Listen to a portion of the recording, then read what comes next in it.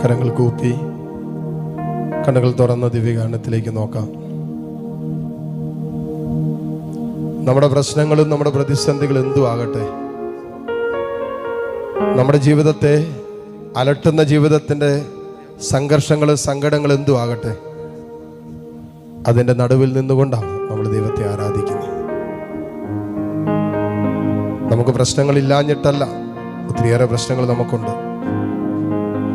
നമ്മുടെ ജീവിതത്തിൽ ഞെരുക്കങ്ങളില്ലാഞ്ഞിട്ടല്ല, വലിയ ഞെരുക്കങ്ങളിലൂടെയാണ് കടന്നുപോയിക്കൊണ്ടിരിക്കുന്നത്. പക്ഷേ തീയിൽ ചവിട്ടി നിൽക്കുന്ന അനുഭവങ്ങളിലൂടെ കടന്നു പോകുന്നവർ ഇതിനകത്തുണ്ടാകാം. മനസ്സും ശരീരമൊക്കെ വല്ലാതെ നീറിപ്പുകയുന്ന അനുഭവത്തിലൂടെ കടന്നു പോകുന്നവർ ഇതിനകത്തുണ്ടാകാം. ഈ അവസ്ഥകളൊക്കെ നടുവിൽ നിന്നുകൊണ്ട് തന്നെയാണ് നമ്മൾ ദൈവത്തെ ആരാധിക്കുന്നത്. കാരണം നമ്മുടെ ദൈവം അത്ഭുതങ്ങൾ പ്രവർത്തിക്കുന്ന ദൈവമാണ്.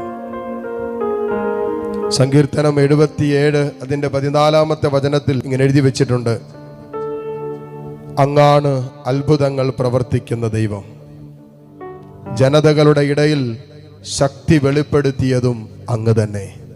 തമ്പുരാൻ, ഈ വചനം ഇപ്പോൾ ഈ നിമിഷം ഈ മക്കളിൽ മാംസം ധരിക്കാൻ നീ അനുവദിക്കണമേ.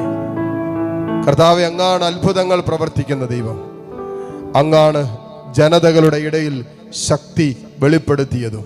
കർത്താവേ, ഈ ജനത്തിന്റെ നടുവിൽ നിന്റെ ശക്തി നീ വെളിപ്പെടുത്തണമേ. കർത്താവേ, കൂട്ടായ്മയുടെ നടുവിൽ നിന്റെ അത്ഭുതത്തിന്റെ പ്രവൃത്തി കാണാൻ നീ ഇടവരുത്തണമെന്ന് പ്രാർത്ഥിക്കുന്നു. കർത്താവേ, ഏതെല്ലാം ജീവിതത്തിന്റെ പ്രതിസന്ധികളുടെ നടുവിൽ നിന്ന് നിന്നെ ഈ മക്കൾ വിളിക്കുന്നുവോ, ആ പ്രതിസന്ധികൾക്കും അപ്പുറമായ വിശ്വാസത്തോടെ കർത്താവേ നിന്നെ വിളിച്ചു പ്രാർത്ഥിക്കുന്നുവോ, ആ വിഷയങ്ങളിലേക്ക് ദൈവം നിന്റെ സാന്നിധ്യം നീ ഇറക്കണമെന്ന് പ്രാർത്ഥിക്കുന്നു. കർത്താവേ, പൂർവ്വപിതാക്കന്മാരുടെ ജീവിതത്തിൽ നീ ചെയ്ത വലിയ അത്ഭുതങ്ങളുണ്ടല്ലോ, അടയാളങ്ങളുണ്ടല്ലോ, വീര്യപ്രവർത്തികളുണ്ടല്ലോ. കർത്താവേ, അതുപോലെ ഇന്ന് ഈ ആരാധനയിൽ, ഈ കൂട്ടായ്മയിൽ പങ്കുചേർന്ന് പ്രാർത്ഥിക്കുന്ന എല്ലാ മക്കളുടെ മേലും നിന്റെ അത്ഭുതത്തിന്റെ കരം നീട്ടണമേ എന്ന് ഈ നിമിഷം പ്രാർത്ഥിക്കുന്നു. പ്രഭാഷകന്റെ പുസ്തകം 2-ാം അധ്യായം 10-ാമത്തെ വചനത്തിൽ നീ ഞങ്ങൾ ഓർമ്മപ്പെടുത്തുന്നില്ലേ?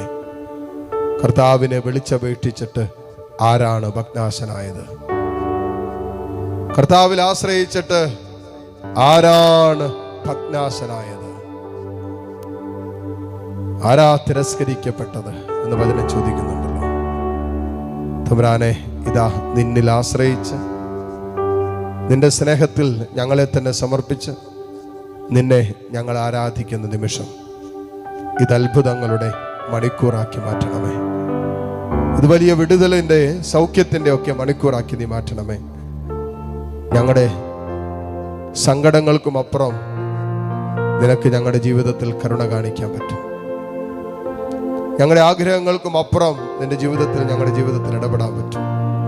തമ്പുരാനെ, നിന്റെ ജീവിക്കുന്ന സാന്നിധ്യം അത്ഭുതമായി, അടയാളങ്ങളായി, വിടുതലുകളായി, സൗഖ്യങ്ങളായി, വിശുദ്ധീകരണത്തിന്റെ അനുഭവങ്ങളായൊക്കെ ഞങ്ങളിലേക്കും ഞങ്ങളുടെ കുടുംബങ്ങളിലേക്കും ഈ നിമിഷങ്ങളിൽ കർത്താവെ ഇറങ്ങി വരാൻ തക്ക വിധത്തിൽ നീ പ്രവർത്തിക്കണമെന്ന് പ്രാർത്ഥിക്കുന്നു.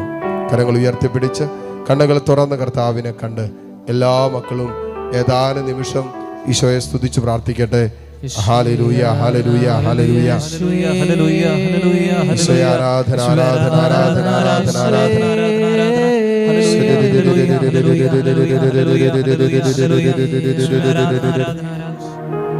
മുട്ടുകുത്താൻ സാധിക്കുന്ന എല്ലാ മക്കളും ഈ നിമിഷം മുട്ടുമേലായിരിക്കുന്നു. കർത്താവിന്റെ വലിയ കരുണയും സ്നേഹമൊക്കെ